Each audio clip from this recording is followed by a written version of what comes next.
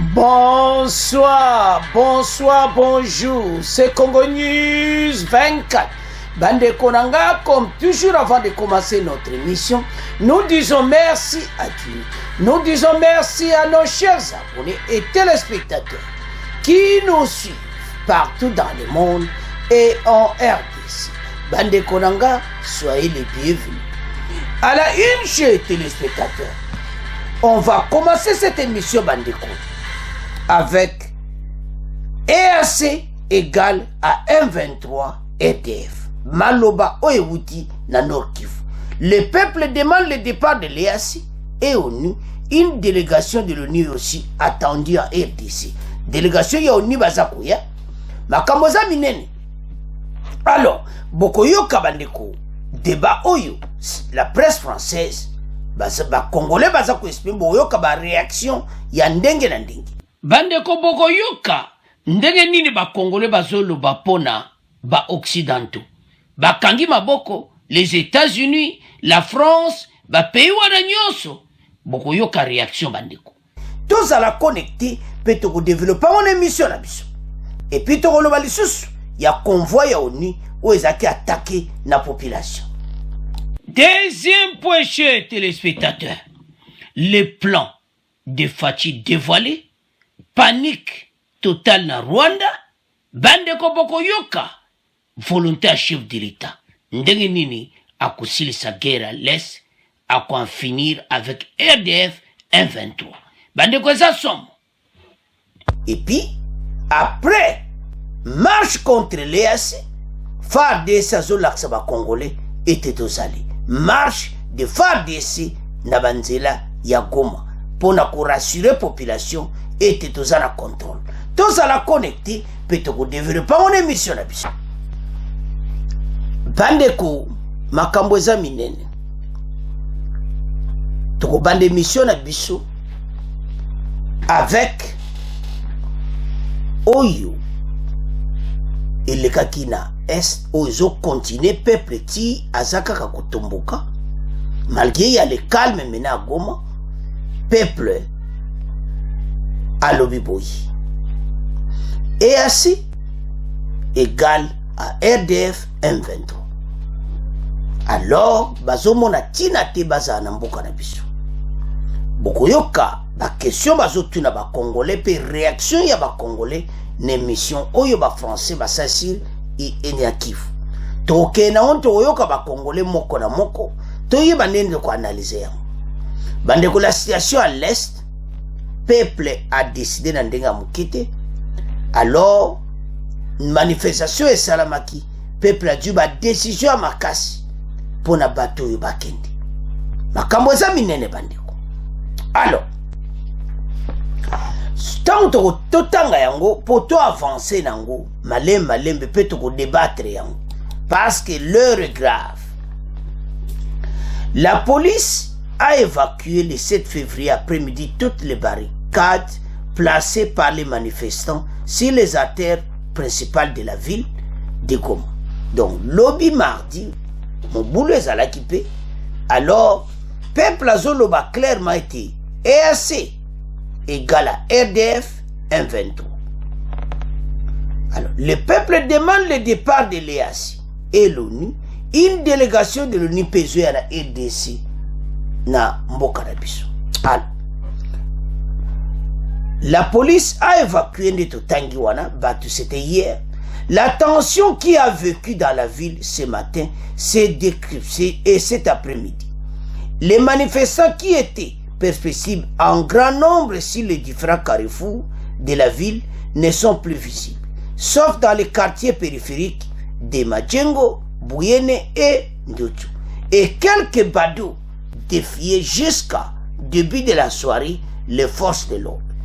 Dans les quartiers populaires, les commerciaux, birères, les vendeuses de produits maraîchers ont repris normalement les activités, mais les grands commerces restent toujours fermés. Bandeko, ba commerce ezaka fermé. Makamwana nyonso peuple azo réclamé EAC bakende. Makamboza minena bandeko Bokoyoka ezasom. La situation était identique dans des banques commerciales qui ont ouvert leurs portes. Les enseignants venus récupérer leurs salaires dans les distributeurs de billets attendaient patiemment en rang leur tour.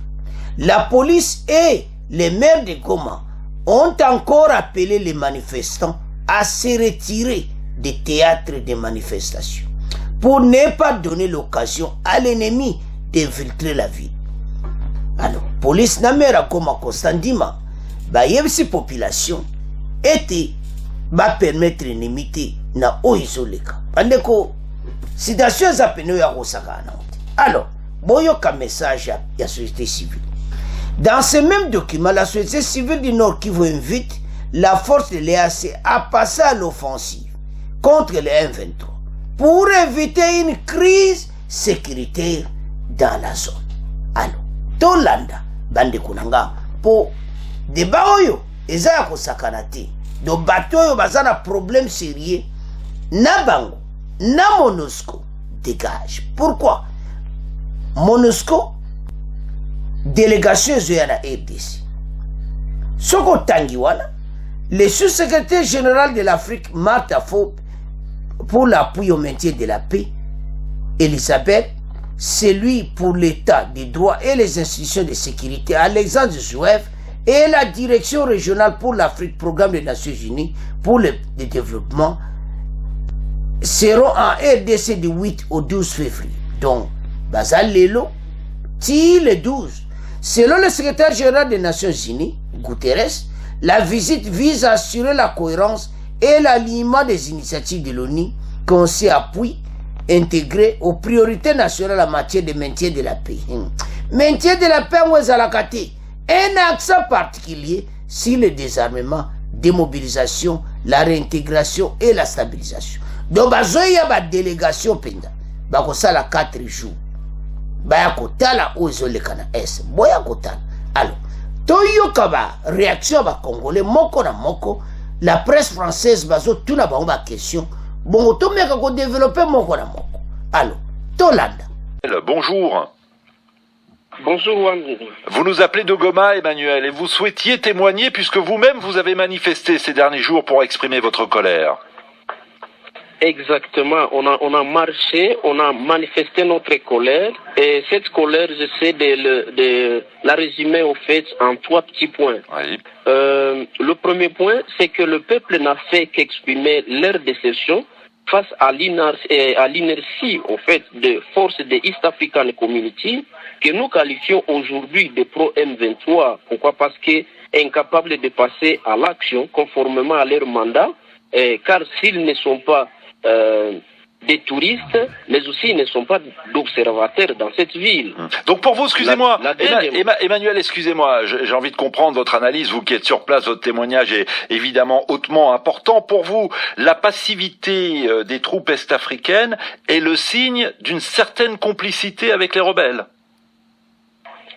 Ça c'est vrai. Pourquoi? Parce que nous, en tant que peuple, si on ne veut pas écouter par exemple cette voix du peuple, c'est qu'on est en train de nous renvoyer au non-respect, par exemple, des décisions prises lors du mini-sommet de Luanda de novembre 2022, et qui était de lancer des offensives contre les terroristes du M23 et le RDF. Mais aussi, si ces terroristes ne se retirent pas, c'était en date du 15 janvier dernier. Oui. Mais aussi... On va pas rentrer dans le détail des différents accords, les différentes rencontres réalisées entre les partenaires de la sous-région. Simplement, ce qui est intéressant, c'est que vous avez l'impression que cette passivité, l'inaction de ces soldats est une sorte de complicité avec les rebelles du M23 et par ricochet, finalement, avec le Rwanda, qui est accusé, faut-il le rappeler, par la RDC et par plusieurs pays occidentaux de soutenir la rébellion. Ah. Oui, en fait, la dernière chose que je voulais souligner ici, c'est que nous sommes en train de demander à la force des East African Community de quitter le sol congolais de Lumumba dans un bref délai, mais aussi arriver à transférer, par exemple, tous ces moyens dont ils utilisent aux forces armées de la République démocratique du Congo. D'accord. Enfin, je suis en train de proposer que la RDC se retire immédiatement dans cette aventure de East African Community que nous considérons comme étant remplie de sanguinaires mais aussi de sommes sans cœur. bandeko tolandi ndeko wana na Goma Emmanuel. Bandeko makambo eza minene. M23 RDF égale à EAC. Lokola peuple a détecté alors et comme ta oyo yako sakanati parce que trop c'est trop na ba situation o toujours le kanango na l'est peuple ayo comprendre que bateau basaboui non bateau yo bakite bakende message toujours pesa et ça clair alors et loko nini basali ndeto tangi d'abord nandeto yoki potozo ya bogoyoka ba réaction de nande alors ba yibisi batu oyo soki basali offensif te na si ba pesi molem sur une semaine tozotala soki basali offensif te bazokiti totala offensive ba wasala mais ngala za sûr que bakosala te batu oyo bazala mission moko ba agenda caché sono tala ba commentaire ba congolais ba bia ba Kenya pe bazala kola ba tutsi bango pe bazala kola boye mais avant meto ke na ba idée na yo ba commentaire peli bandeko tozala to comprendre na le sens ya makambo oyo eza kutu même te po bazabwe problème eza wana que Rwanda a influencé bango, on ne sait pas où il va yokani entre bango parce que na point suka boya ko yoka ba vérité ou ebimi parce que gouvernement va pesi ba direction claire et pas ba congolais tozo ya na point alors situation toza nango ezabwe c'est-à-dire batu oyo o tozo monde to ba EAC bango ba yi ta ba komi na terrain ba komi ko collaborer na bango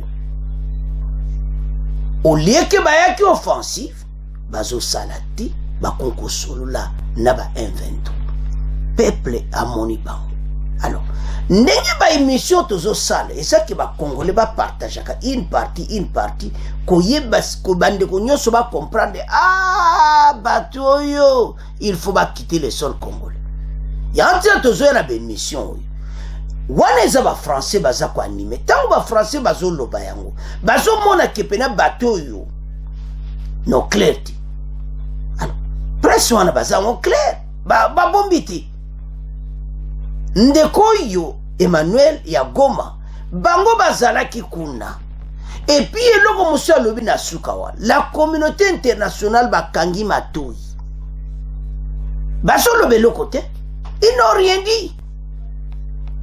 Eza mawa pona nini baza sima na bango ozomona na ba situation toza nango soki bato yo ba occidentaux baza na volonté ki makambo osila ekosila mais bango baza mission na bango mais biso to moni bino boko mona biso to rêver bino et assez dégage alors to landa lisundeko oyo bongo to continuer mission na biso pas ces airs. Et malgré la distance qui vous sépare de Goma, vous soutenez, vous, les manifestants?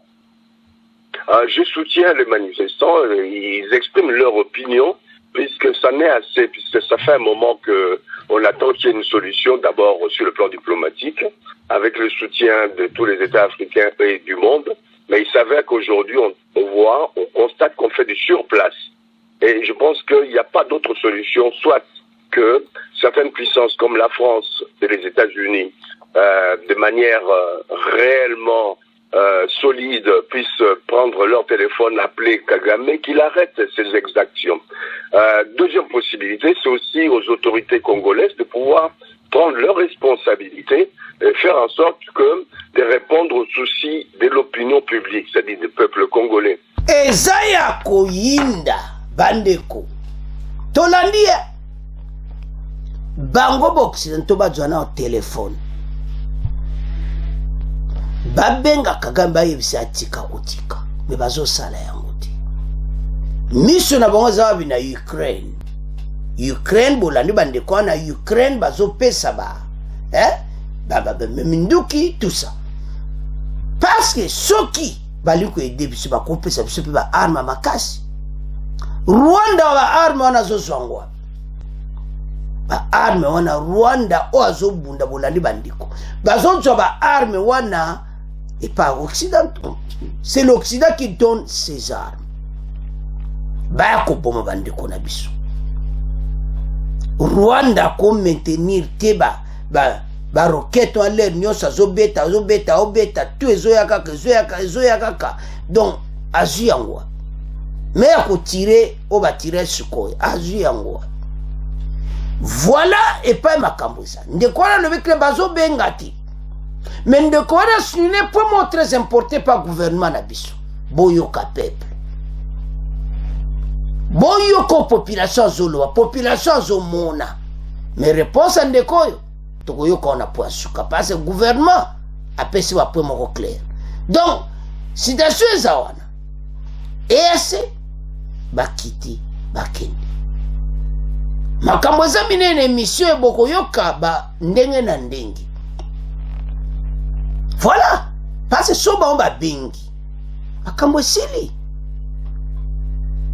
voilà citation tozana alors toyoka lisundeko oyo po émission lelo tozoyoka bandeko pe toza ko analyser. Quand même quelques réactions, celle de Joël qui nous dit cette force régionale devrait plier bagage. Elle a démontré son incapacité, n'étant pas en mesure de contenir les attaques de rebelles. Cette passivité vaut la peine d'être décriée par nos compatriotes qui sont victimes des atrocités des groupes armés. Nuit et jour, trop c'est trop, affirme Joël. Georges, bonjour. Oui, bonjour, M. Gomez. Vous nous appelez également de Goma et vous aussi vous réclamez le départ des troupes de l'EAC. Oui, moi aussi, je suis d'accord avec mes compatriotes qui ont marché, parce que les forces de l'EAC ne nous servent à rien. Donc, ils sont venus, c'est comme une distraction, ils sont en train de distraire nos forces armées, et ils font comme une base arrière pour les 23, les agresseurs. Moi, je préfère les appeler comme ça, ce n'est pas des rebelles, ce sont des agresseurs, c'est une force d'agression. Hein? Ce qui m'étonne, moi, en tant que Congolais, qu'il y a une indifférence de la part de la communauté internationale. Il y a l'Ukraine qui est agressée. Là, c'est tout le monde qui se mobilise, toute la communauté internationale, on donne des chars, des armes, tout ça, des moyens. Mais nous, les Congolais, nous sommes agressés ici. Tout le monde entier le sait, mais ils font, c'est comme une distraction. Nous ne comprenons pas cette ce deux poids, deux mesures. Hein? Vous parlez d'hypocrisie, vous? Oui, c'est une hypocrisie de la communauté internationale. Bandeko, makambo eza minene. Hypocrisie. Deux poids, deux mesures. Batu moko, bazo saba aventure. Théâtre. Yango bakonzi boyoka population makambo azoloba. Population azana besoin ba EAC bakende. Va quitter le sol congolais. Parce que trop c'est trop. Toujours kende na makambo bandeko. Tant toujours avec ça toujours ezaka poto discuter yango. Hein? Ba congolais pena bazo sepelate. Ozomona. Bazo balingi bato bakende. Baza pena na posate ya communauté internationale oyo bazala na mboka na biso parce que bato yo bazana bakob omoni ba préparer ko ke bango bazo financer yango mais boye bango fu baye bete o nyonso bazo planifier ko simba te mboka na biso bako balkaniser yango te Ukraine bokemba ngo nende ko alobiti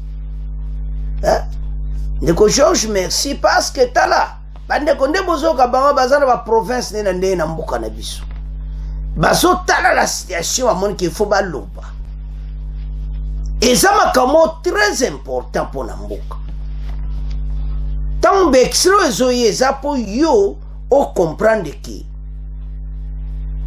étape nini to comme nango pour le moment eza que EAC dégage bon ba pesi bango une semaine. Est-ce que dans une semaine bateau bakobengana bango tunanga totuna donc eza pena point d'interrogation. Tolanda ndeko oyo ye pena anyati pena na bapoint yango bongo to avance. Je vous présente Rebecca, elle est également à Goma, dans la même ville que vous. Bonjour Rebecca.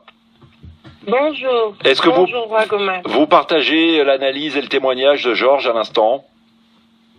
Oui, en tout cas, je partage que nous voulons plus que l'EAC puisse rester dans notre sol. En tout cas, ce qui est sûr, c'est que ils sont venus dans un pays qui est en guerre, ils le savent, et jusqu'à présent, on ne voit pas ce qu'ils font, ils sont inefficaces. Donc, ce qui est sûr, c'est que nous voulons plus des touristes chez nous. Et ils sont inefficaces en même temps, ils privilégient la voie diplomatique, les discussions, les concertations. Oui, mais vous voyez que la voie diplomatique, ça fait des années qu'on fait cette voie diplomatique. Vous voyez même dans le message du pape récemment, quel était son message en disant que on demande toujours à la RDC de discuter avec les rebelles, on demande toujours à la RDC. Mais les rebelles, quand on a demandé aussi que le pays qui soutient le rebelle puisse aussi respecter les accords qu'il y a eu de Nairobi et tout ça, ils n'ont jamais respecté. Donc on ne peut pas toujours nous demander de faire quelque chose et de l'autre côté on le fait pas. Ce que vous oubliez, Roi Gomez, quand vous avez parlé tout à l'heure de l'armée congolaise, notre armée congolaise a été mixée avec les rebelles déjà à l'époque. Je pense qu'à l'époque du président Kabila, on avait toujours demandé, une des demandes de l'armée des rebelles, les M23, ça a toujours été si on peut faire entrer les rebelles dans l'armée congolaise. Oui. Donc quand on demande si l'armée congolaise est capable, oui, elle est capable. Mais ce qui est sûr, c'est que nous avons des infiltrés qui sont là en étant des rebelles, mais aujourd'hui en portant les uniformes de l'armée congolaise. Donc quelle solution, Rebecca? Quelle solution? Si vous dites que l'armée elle-même, elle est infiltrée, qu'on ne peut pas faire confiance aux troupes de la sous-région, quelle option faut-il privilégier? La première solution, d'abord, comme tout le monde dit, c'est les sanctions. C'est les sanctions contre le Rwanda qui soutient le M23. La deuxième solution, c'est les sociétés qui achètent nos minerais. On peut pas toujours dire les Rwandais, mais ces sociétés-là. Comme nous avons vu, l'Union européenne a fait vis-à-vis de la Russie, en demandant à ces sociétés là-bas de fermer. Que plus personne achète ce qui vient du sang de la RDC, c'est une chose. Il faut qu'on puisse bloquer le Rwanda comme on est en train de bloquer la Russie. Et la deuxième chose, ce qu'on demande à notre gouvernement, c'est que le président Tshisekedi arrête de voyager, qu'il s'installe et que nous puissions travailler avec notre armée parce qu'il y a des patriotes que nous voyons, eux-mêmes ils nous disent déjà, quand on est en train de marcher, quand on est à Goma, ils nous disent, il y a des patriotes qui veulent se battre, quand nous puissions, aujourd'hui, on a levé l'embargo par rapport aux armes, nous avons besoin des armes et que nous puissions travailler les patriotes qui sont là pour gagner nos territoires et repousser les M23 qui est soutenu par le Rwanda. Andeko maman Rebecca nyaki ba point moko oyo penza kitoko. Abana na armée na biso. Armée on fachi akutaki. Ezaki na infiltré na l'air ya ex-président Kabila. Ndenge maman Rebecca lobi. Na l'air Kabila bangwa tout basi bakutaki bazai na kati. Ozomona. Alors armée komaki na situation moko difficile. Bakonzi babani ko bongisa armée et tout ça. Alors, ce qu'on tali bien, bango communauté internationale, bazana ba jemoko pene ya mabe ya kitoko te.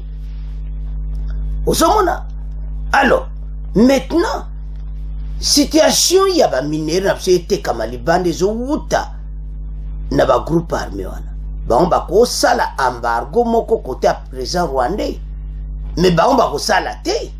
Parce que yebi pas ndeni ba minera ngwezo bima basala ki on a présent russe bato tu yazo coopérer na ba biloko na monde ezoteka basala ki bona pourquoi ba ko sala ngwe pas présent rwandais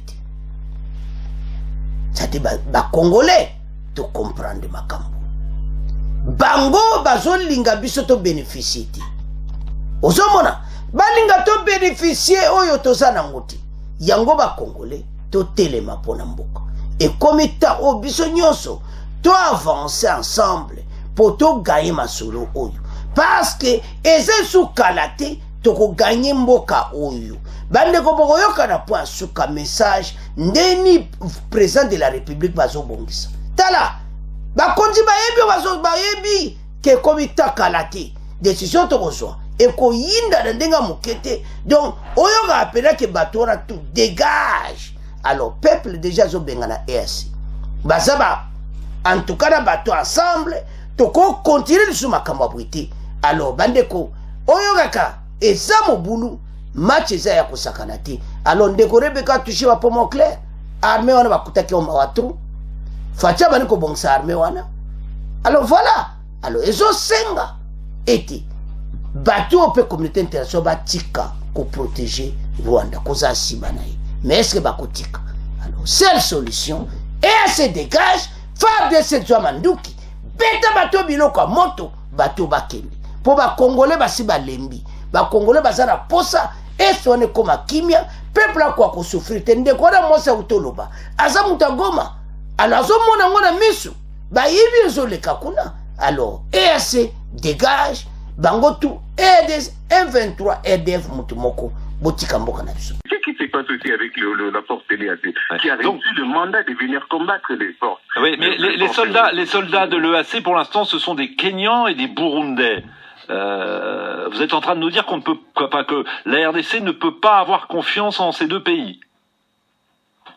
En tout cas, pour l'instant, il est difficile d'avoir confiance en ces deux pays. Disons, il est difficile d'avoir confiance en cette force parce que, en fait, la mission pour laquelle elle est venue en RDC, jusqu'à présent, elle brille par son inaction. Alors, la population est en train de constater l'avancée de forces de M23. Alors, on se demande qu'est-ce que cette force est venue faire en RDC. Si c'est pas pour combattre, pendant ce temps, il y a quand même les forces de la RDC, les FARDC qui continuent à combattre, à combattre, à mourir, en fait, sur les fronts, pendant que le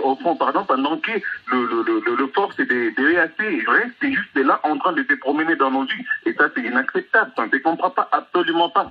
Pas du tout, alors. Donc, il faut absolument que cette force quitte le territoire. Exactement, ouais. C'est la seule qui avait des hypothèses. Soit elle reste en train de combattre aux côtés des FARDC, soit elle part. Mais là, elle ne combat pas, donc elle doit partir. Je lis le commentaire de Jean-Pierre qui nous dit la population congolaise est fatiguée de l'hypocrisie de la MONUSCO, de l'Union africaine, de l'Union européenne. Le pape a dit la semaine dernière, retirez vos mains du Congo, toutes ces forces inutiles doivent quitter le pays, nous préférons mourir que de vivre avec des hypocrites. Voilà ce que nous dit Jean-Pierre de Kinshasa. Puis un dernier commentaire, Mac, également dans la capitale congolaise, qui nous dit aujourd'hui il est évident que toute organisation ou troupe extérieure ne peut mettre fin à la situation d'insécurité dans l'est de mon pays, que la MONUSCO et l'EAC quittent le territoire, et à ce moment-là, nous serons obligés de nous défendre nous-mêmes, de défendre notre territoire. Alors, bandeko ndeko ya suka alobi ke toza vraiment lesu na confiance ya bato te. Bandeko zo sala mawa soki tozo tala ndenge nini bato oyo l'air monso lo vando bi a mboka na biso. Bandeko zo sala mawa pense ba occidentaux bazotala bakangi maboko makambo wana nyonso ezosala mawa. Donc toza même Burundi, même armée kene na Burundi bango mibale toza pe na confiance ata moko te. Mais Burundi wana aza pe na EDC, aza pe na bentere na ye ozomona. Donc pays na pays aza na intérêt na mboka na biso. Alors message eza pe na kitoko nde tolandi ba débat oyo peuple aza na posa bato wana nyonso bakite le territoire congolais parce que bazomona te eza ta na place monte ezolakisa ke bato oyo baza wana na mboka na biso baeko ede biso. Le chef de l'état ayebisaki mesh ye tata wana parce que facha yebi direction azokene kokene na bato tokoma na baona suka bakosala basese les faits. Donc eza mawa entre temps oyoka EDF kuna zo progresser bazo récupérer ba territoire mais FARDC pa otika bango sous-tente ba okene pa iti o basi basuki basuka ona ti mokolo ye moto ya kobenga na bango. bandeko makambo eza minene ya toyesa bakongolais ete bemission toyaka nango mpo mutu nyonso acomprendre epai wapi makambo volonté ya peuple eza nini. Parce que te tolobaka mpo na peuple, bakonzi bayoka peuple, parce que bazomona tolandi bandeko wana ya Kivu bazaki clair, bazamba basala eloko te. Communauté internationale kangi maboko osomona. Et puis boyeba ete na mois de mars Macron azoya na RDC, Angola, na bapays na Gabon, aoya na RDC. Okuta na bakeja osakana te. Président français azoya na mboka na biso. Alors, soki totala biloko wana nyonso, bato oyo les Américains, dont l'Occident bango nyonso wa. Parce que sur l'Occident en tête, la mine à makambo na biso, et ça France na États-Unis. Baza en tête ya makambo zoleke pa na biso. Parce que baza ba partenaire na Rwanda. Alors, et comme étant makambo ici là, seule solution yango wana nanu bato première solution bato ba dégager baké. Alors, bandeko nanga tolali débat. Il faut partager bandeko, c'est très important c'est moninga ayoka débat oyo a commenter.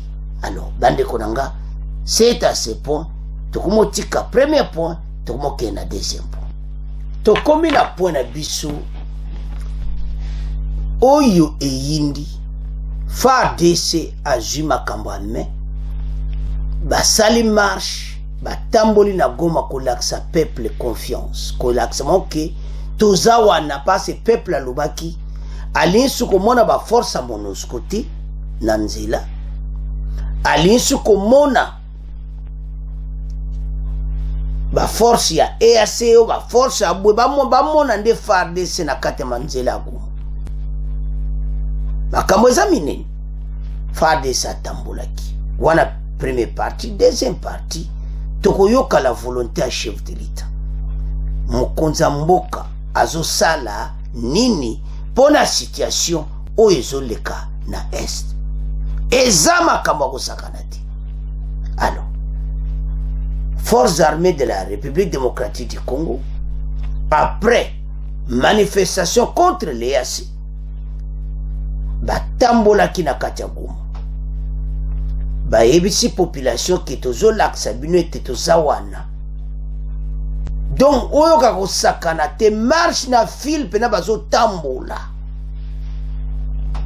bamei kolongola babarrière mosusu au peuple atiaki et tout ça parce que peuple apesaki EAC une semaine FARDC le biso tozali tala bandeko FARDC aza nsima peuple yo si FARDC basepela bato wana bakende parce que tosi tolembi bango baye koede bango bakomi lokola baspectateur bakomi lokola banégociateur non bino boyaki offensif FARDC azobunda ye mondeto na saki bitumba lobi ezalaka osakana nango te.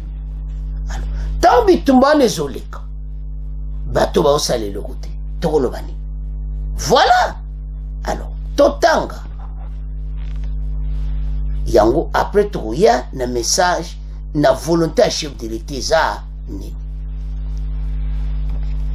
makambo eza minene awa avant toya bokoyoka commission ya défense bokoyoka volonté ya président de la République pona makambo oyo comme ça ba Rwandais oyo tosukumo benga RDF EAC ensemble parce que eza mawa bongo bayebela ndeni tokosilana na bango bandeko biso toko délivrer mboka oyo soko zotala bato bandeko na ngai oyo kaka ezosala mawa mais balobi toza na contrôle ya mboka.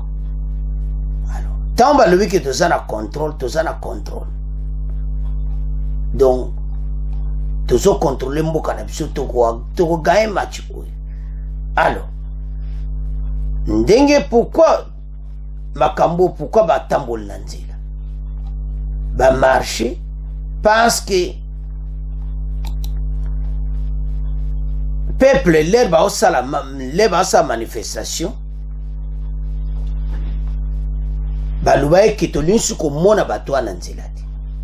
L'armée congolaise a défilé mardi dans Goma pour rassurer la population de la capitale provinciale du Nord Kivu dans l'est de la RDC au lendemain d'une manifestation violente contre la force est-africaine. Accusé d'inaction aux rebelles du M23, a constaté un correspondant de l'AFP. Des militaires ont été déployés en nombre sur certains axes qu'ils ont remontés en marchant en colonne.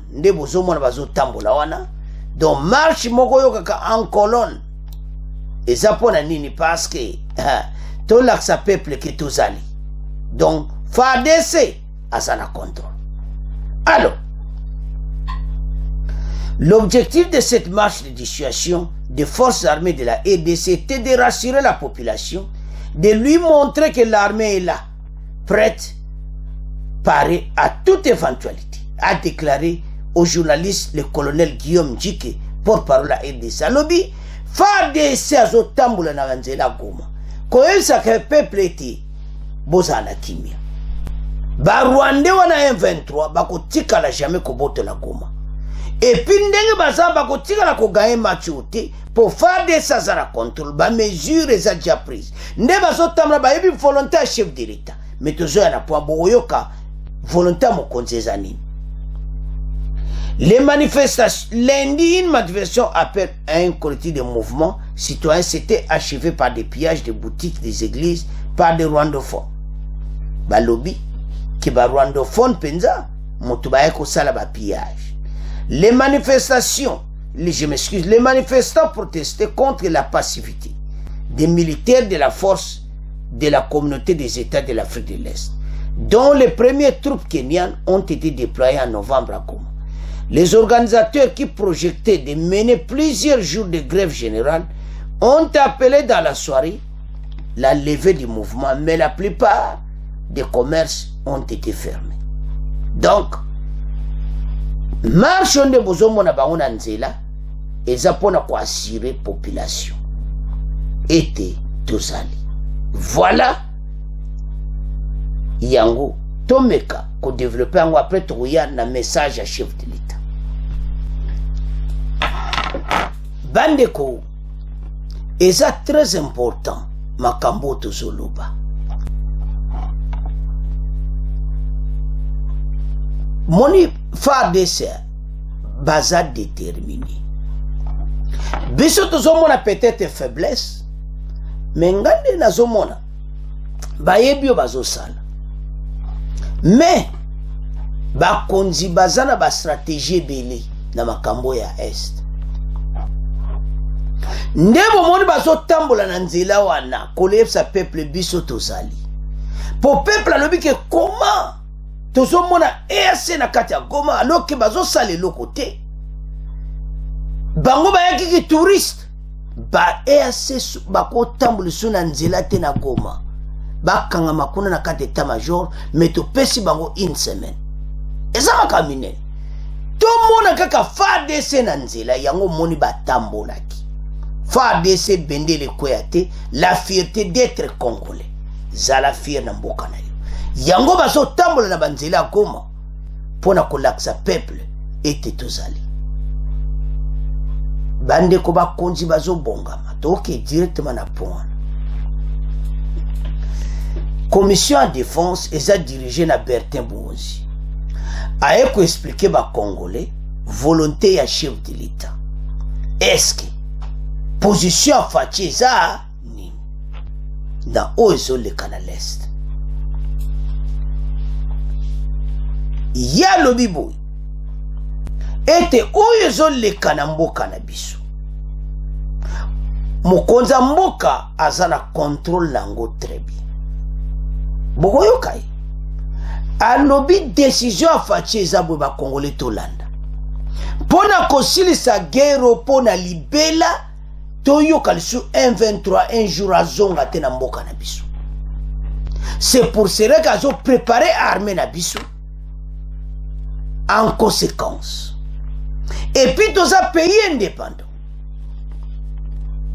bandeko, décision de reçoit, et à la communauté internationale, et à la banani, bana likamba koloba na fachiti. Yango tina za ko épouser banini nyonso ya ba négociation.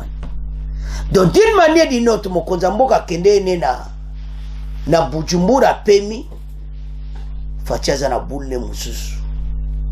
Aene ka kwa assister po ayebi déjà ba voisin boyoka. Ba alobi ke bwete bonzi o aza commission ya défense ya Assemblée nationale alobi boye ke ba douana ya EAC bazana double jus. Alors aussi de comprendre bango. Et là que tous ça les amis. Et ça pour les bisous de rejoindre décision. Oya biso moko. Bandeko tala. Et ça mboka na biso to déloger bateau. Bako koma na goma ti. Côté baza kuna bazo réena ba village wana mokonza mboka bako décider. Message à ba congolais yokani. Donc awa bango balobi boy ke na ndenge makambo tout au respecter ba accord to ke ba accord à Luanda to ke bango kutu ba respecter yango ti c'est ça le fait ba respecter ti baza kutu ko gagner ba territoire. Alors leur fatia ko loba menake c'est fini décision na yango communauté internationale baza kama ko loba ti tout ça to ko coopérer d'une manière d'une autre. Tu peux coopérer dans n'importe quel pays. Alors, Tolanda, commission de défense, bon, tu avances l'émission là-dessus. Bandeko, Fatia ça va décision à ma casse. Ou à se préparer. Alors, Boyebi commission de défense, ils ont dirigé. La Berthe Bouonzi, Yewana Telemi, nous sommes ministre de la défense. Décision est abouie.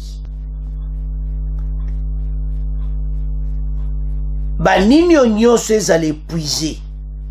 Ba yokani cesser les faits 1-23 boy. Ba yokani basala boy 1-23 boy. Ba kena Bujumbura double J. Maintenant bazozela siko ba attaquer et salamiti.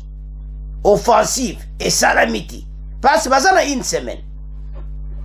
Les ba okutana wa so na Union africaine ba yoka nde ba koluba so offensive ko salam et salamiti mena fachi a comme porte polele to za pays indépendant to yoka ki quand même voie diplomatique et salama bango ba sala bango te. Alors guerre contre Rwanda entre temps avant même décision fachi on ekozala bato ba se babimi Tolanda Bertin Bouonzi ou à défense et Assemblée nationale à Zoloba sur la volonté de la RDC de mettre fin à la guerre. Je rappelle que vous êtes député national et président de la commission défense et sécurité à l'Assemblée nationale. Quelle lecture vous faites des décisions prises à l'issue des travaux du 20e sommet extraordinaire des chefs d'État de l'EAC samedi 4 février à Bujumbura au Burundi? Il y a entre autres la cessation immédiate des hostilités entre les FARDC et les groupes armés sur toutes les lignes des fronts dans la partie est de la RDC, la poursuite du déploiement des troupes d'autres pays de cette communauté en RDC, mais aussi la poursuite du dialogue avec tous les groupes armés, poursuit le communiqué final de cette rencontre. Oui, madame. D'abord, je voudrais remercier Radio Okapi pour nous avoir conviés à participer à cette émission. Je voudrais par la même occasion saluer tous les auditeurs de cette radio qui sont très nombreux à travers la République et qui nous suivent. Mais par la même occasion aussi, bien évidemment, je voudrais ici présenter toutes mes condoléances à toutes les familles qui souffrent des affres de la guerre, mais qui ont aussi perdu des êtres chers.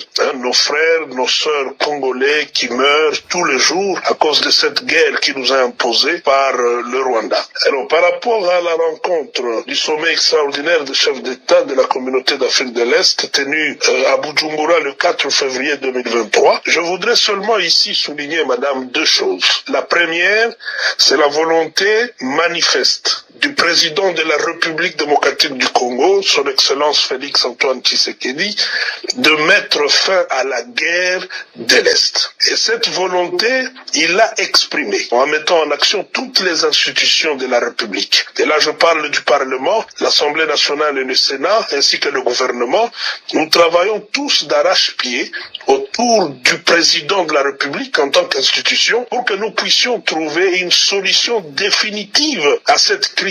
Et parmi les retombées, bien évidemment, de cette volonté, vous avez d'abord le fait qu'on reconnaît aujourd'hui que le Rwanda est l'agresseur de la République démocratique du Congo. Vous avez toutes les démarches diplomatiques qui ont permis que nous puissions avoir la levée de l'embargo. Et vous avez aujourd'hui la mise en place d'une commission qui est d'ailleurs présidée par moi-même au niveau de l'Assemblée nationale et qui a comme objectif, sur l'instruction du président de la République, bien évidemment, de mettre de l'ordre dans notre armée, sans pour autant, bien évidemment, minimiser les efforts du ministre de la Défense, qui non seulement a mis en place une loi de programmation militaire, mais aujourd'hui, nous avons aussi une politique de défense nationale. Ça, c'est la première chose. La deuxième chose, c'est de dire, madame, que le président de la République, dans sa démarche, il a deux options. Il y a l'option diplomatique, mais il y a aussi l'option militaire. Et sa présence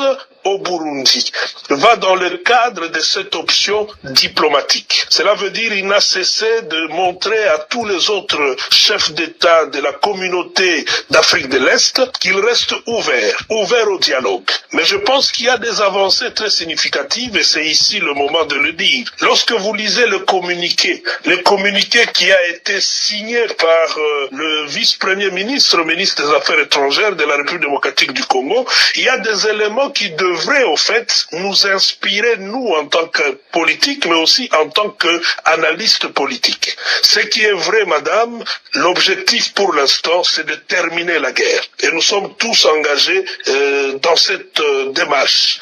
Mais nous le faisons de manière méthodique. Bertin Mobonzi, vous saluez le fait qu'aujourd'hui, le Rwanda soit reconnu comme l'agresseur de la RDC. Mais pourquoi, lors des réunions des chefs d'État de l'EAC, on n'a jamais condamné ou reconnu le Rwanda comme étant l'agresseur de la RDC? L'EAC n'a jamais condamné ou reconnu le Rwanda comme étant l'agresseur ou soutien des M23. Non, madame, c'est en fait là, c'est ce que je voulais dire.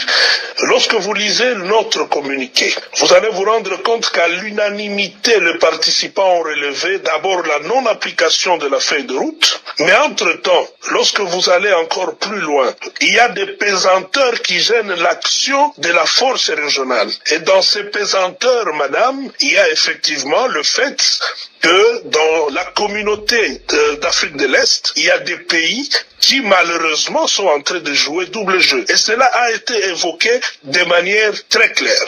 Mais écoutez, madame, c'est très important de tenir compte de ces communiqués parce que lorsque nous nous retrouvons tous au niveau de ce sommet, chaque État vient avec ses objectifs. Et l'objectif pour la République démocratique du Congo, c'est d'attirer l'attention de tous les membres de la communauté, des difficultés que nous rencontrons sur le terrain dans cette collaboration, de tous les problèmes que nous avons.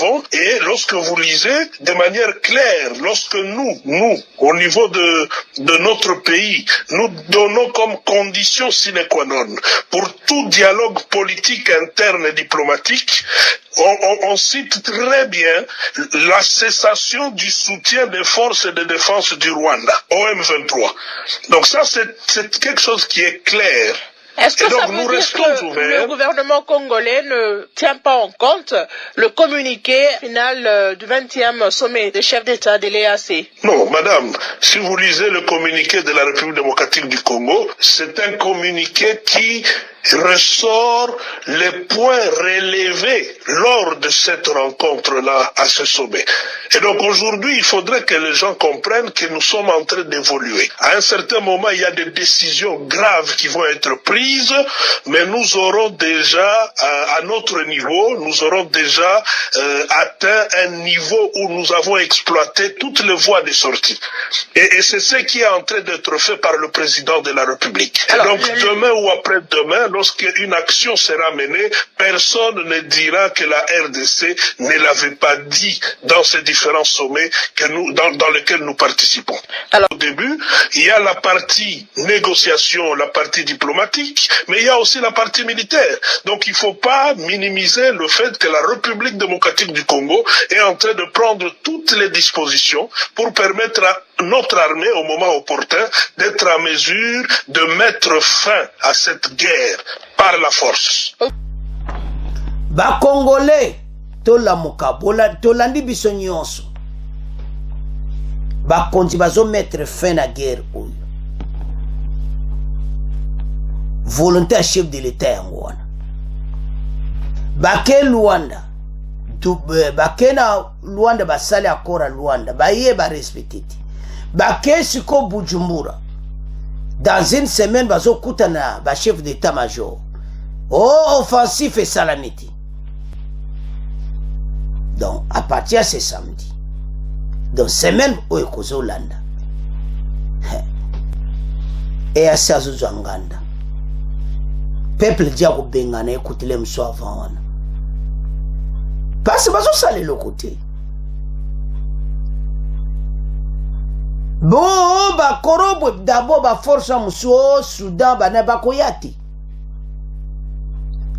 Ba lancer une offensive phare de Sénat armée kenyane total nan. Ce qui va saler en côté. Parce que ils ont tinate et belé ba wana ba koya kosani. Soudan aya kosani.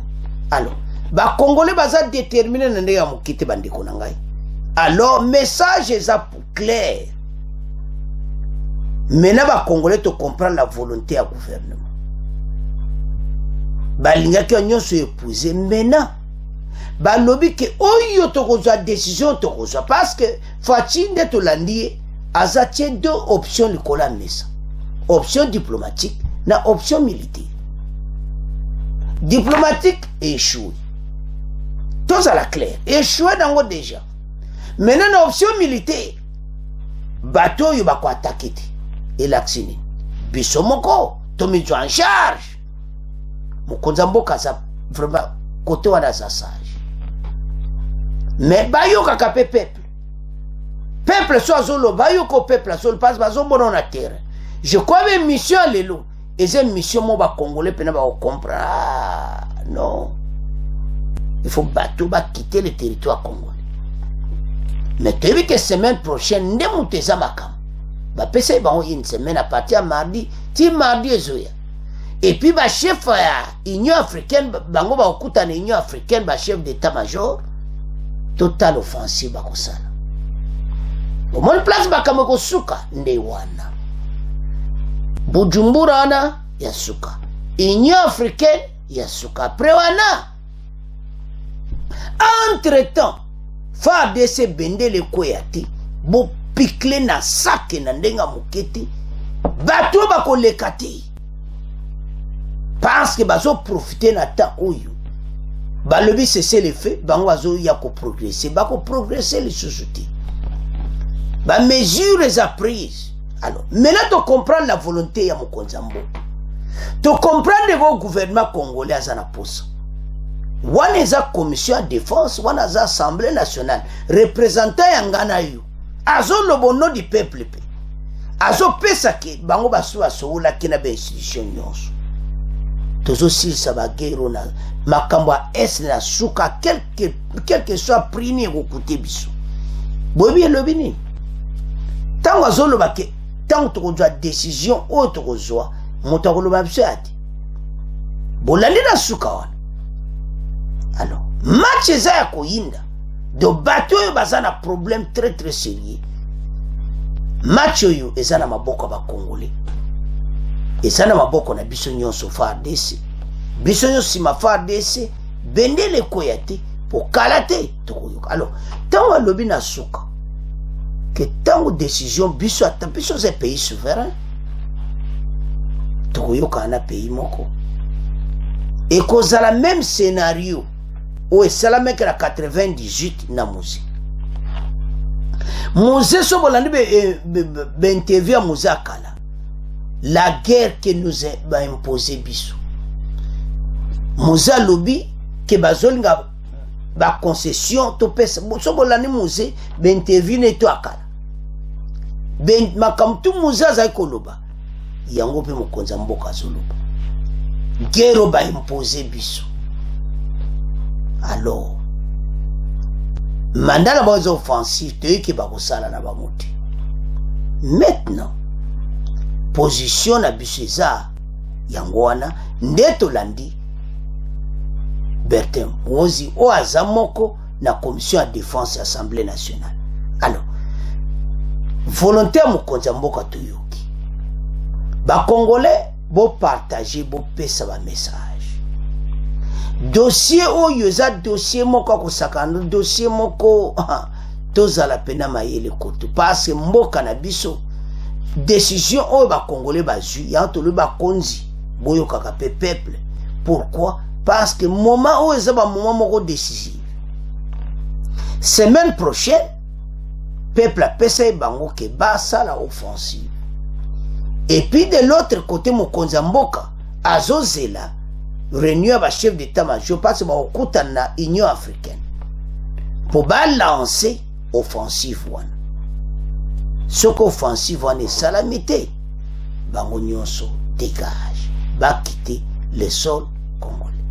Et l'on a sepé le message za moko ke bazo sala nyonso po guerre yo esi la pona libela ezonga lisusu ti bazo bongisa FARDC elonga na sepeli yangwana FARDC bazo bongisa pena armée tolandaki ne mission passée so talagote tala bazo recruter batu na force navale bazo recruter batu na force aérienne ba jeune congolais ba lobby isivika post 432 4e humanité hier na sa mo aérienne lo ba 4 post donc soko zaka na 4e humanité secondaire ato aussi sino du diplôme d'état so zaka na 4e humanité kene ko rejoindre FARDC 18 ans à 25 ans toyoki ango pe ke bazo bongsa armée. Alors appelo ezana yoyo jeune nyonso congolais 18 ans à 25 ans kende na ba maison nyonso communale na Barumbu na Masina okokuta na monga fula na maison commune okokuta bazo recruter basoda kende 18 à 25 ans okokoma pilote ya armée okotamusa ba canon rapide ne bale na biso force navale force aérienne pe ba musuba jeune mususu force terrestre obozo yenga bolandi wana balobi ke espoir na biso nyonso eza wapi FARDC.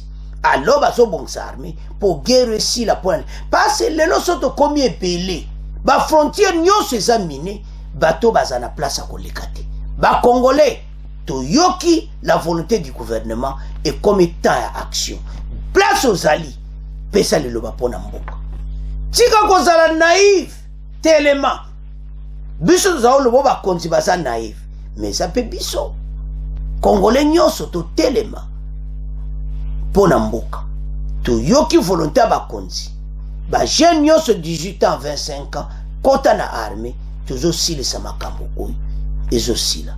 Alors bande konangai toyoki la volonté du gouvernement c'est à ce point de comment clôturer mission na biso bon continuer ko s'abonner massivement bon partager au revoir à la prochaine.